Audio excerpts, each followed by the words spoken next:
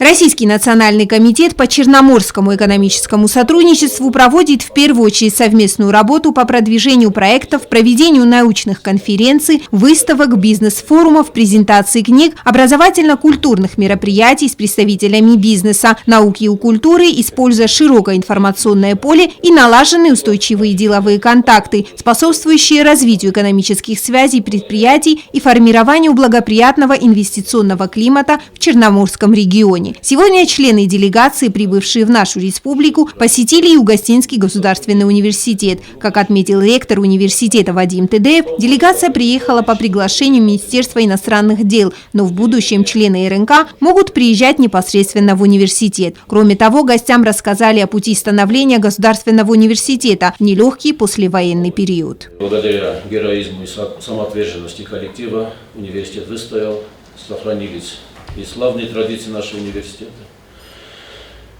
19 лет войны, по большому счету, показали стойкость характера наших сотрудников и студентов.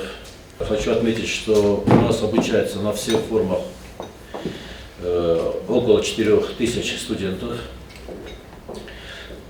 Помимо педагогических специальностей у нас представлены и непедагогические, такие как юриспруденция, психология, международная журналистика, медицинская биохимия,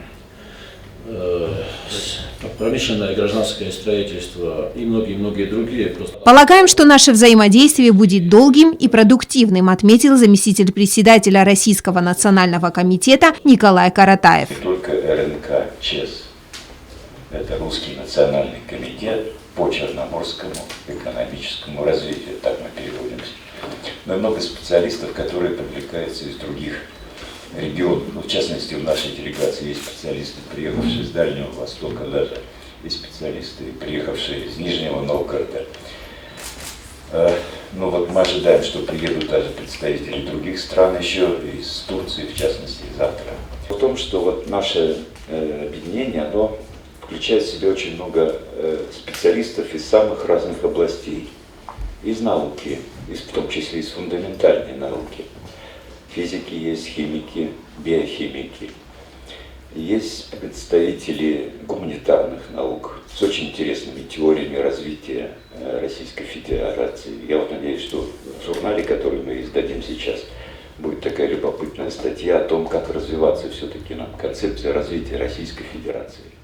Представителям делегации была проведена экскурсия по Государственному университету. Здесь представлены предметы археологии, истории костюма, этнографии, старинные предметы быта. Все, что здесь есть, это все принесено в дар гражданами Южной Осетии. То есть обратился с таким призывом, и вы увидите, какие нам принесли экспонаты, ценнейшие из своих домов люди. Это просто достойно восхищения. Основная часть визита состоится завтра. Предполагается проведение совместной международной конференции. Представители делегации смогли увидеть не только эксклюзивные экспонаты, имеющие историческую ценность, но и смогли посетить одни из первых вновь открывшийся зал с картинами нашего известного художника. Яна Плива, Арсен Гассиев. Информационный выпуск сегодня.